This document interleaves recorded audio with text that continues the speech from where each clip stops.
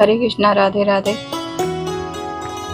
आज हम बात करेंगे एक ऐसे दिव्य पर्व की जो हमें सिखाता है कि सच्ची भक्ति के आगे सबसे बड़ा अहंकार भी टिक नहीं सकता।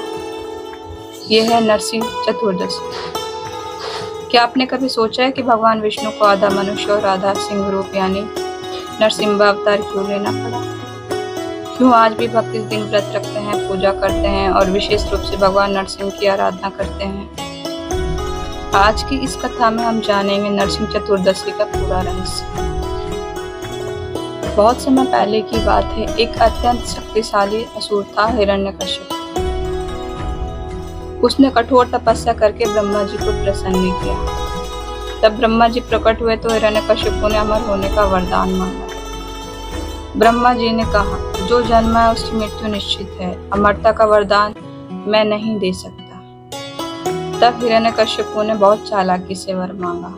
उसने कहा, मुझे न मनुष्य मार सके न पशु, न दिन में मृत्यु हो न रात में, न घर के अंदर न बाहर, न धरती पर न आकाश में, न अस्त्र से न शस्त्र से। ब्रह्मा जी ने तथास्तु कह दिया। अब हिरण्यकश्यप का अहंकार आसमान छूने लगा। उसे लगा कोई उसे मार नहीं सकता। उसने पूरे राज्य में आदेश दे दिया, अब कोई भगवान विष्णु का नाम नहीं लेगा, सिर्फ मेरी पूजा होगी। पूरा राज्य भय में जीने लगा। लेकिन उसी महल में जन्म हुआ एक ऐसे बालक का जिसने इतिहास बदल दिया। उसका नाम था प्रहलाद। प्रहलाद बचपन से भगवान विष्णु का परम भक्त था। वह हर समय नारायण नारायण जपता रहता था। जब हिरण्यकश्यप ने यह देखा तो वह क्रोधित हो उठा। उसने प्रहलाद से पूछा, तुझे यह शक्ति कौन देता है? प्रहलाद ने शांत स्वर में कहा, पिताश्री सबको शांति देने वाले भगवान विष्णु है। यह सुनकर हिरण्यकश्यप का क्रोध और बढ़ गया। उसने प्रहलाद को समझाने की बहुत कोशिश की, धमकाया, डराया, लेकिन प्रहलाद की भक्ति अटल रही। फिर शुरू हुआ अत्याचार। कभी उसे ऊंचे पहाड़ से गिराया गया, कभी विषैले सर्पों के बीच डाला गया, कभी हाथियों से कुचलवाने की कोशिश हुई, कभी समुद्र में फेंका गया। लेकिन हर बार भगवान विष्णु ने अपनी भक्त की रक्षा की। प्रहलाद बच जाता और उसकी भक्ति और मजबूत हो जाती। हिरण्यकश्यप अब पागल हो चुका था। उसने अपनी बहन होलिका को बुलाया। होलिका को अग्नि में न जलने का वरदान था। योजना बनी। होलिका प्रहलाद को गोद में लेकर अग्नि में बैठेगी। प्रहलाद जल जाएगा और होलिका बच जाएगी। लेकिन हुआ उल्टा। प्रहलाद भगवान का नाम जपता रहा और अग्नि में होलिका जल गई। प्रहलाद सुरक्षित बाहर आ गया। यही घटना आगे चलकर होली पर्व का कारण बनी। अब हिरण्यकश्यप का क्रोध सीमा पार कर चुका था। एक दिन उसने प्रहलाद को अपने दरबार में बुलाया। वह गरज कर बोला, कहाँ है तेरा भगवान? क्या वह इस खंबे में भी है? प्रहलाद ने फोल्डेड हैंड के साथ कहा, भगवान हर जगह है।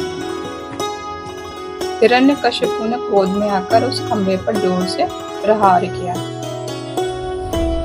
और तभी धरती कांप उठी, आकाश गूंज उठा, भयंकर गर्जना हुई।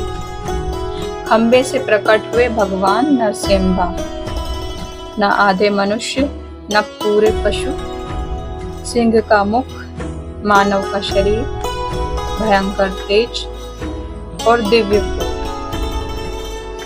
पूरा ब्रह्मांड कांप उठा। हिरण्यकश्यप भी पहली बार भयभीत हुआ। भगवान नरसिंह ने उसे पकड़ लिया। समय था संध्या, न दिन न रात। स्थान था चौखट, न अंदर न बाहर। उसे अपनी जांघ पर रखा, न धरती न आकाश, और अपने नाखूनों से उसका वध किया, न अस्त्र न शस्त्र। इस प्रकार ब्रह्मा के वरदान की हर शर्त पूर्ण हुई। अहंकार समाप्त हुआ, भक्ति की विजय हुई। लेकिन भगवान नरसिंह का क्रोध शांत नहीं हो रहा। देवता भी भयभीत हो गए। तब छोटे से भक्त प्रहलाद आगे बढ़े। उन्होंने भगवान के चरणों में प्रणाम किया और कहा, प्रभु मैं आपका सेवक हूँ, कृपया कर शांत हो जाइए। अपने भक्त की विनती सुनकर भगवान शांत हो गए। उन्होंने प्रहलाद को आशीर्वाद दिया। यही दिन था वैशाख शुक्ल चतुर्दशी, इसलिए हर वर्ष नरसिंह चतुर्दशी मनाई जाती है। इस दिन भक्त व्रत रखते हैं, नरसिंह भगवान की पूजा करते हैं, रात्रि जागरण करते हैं, भक्ति साहस और धर्म की रक्षा का संकल्प लेते हैं।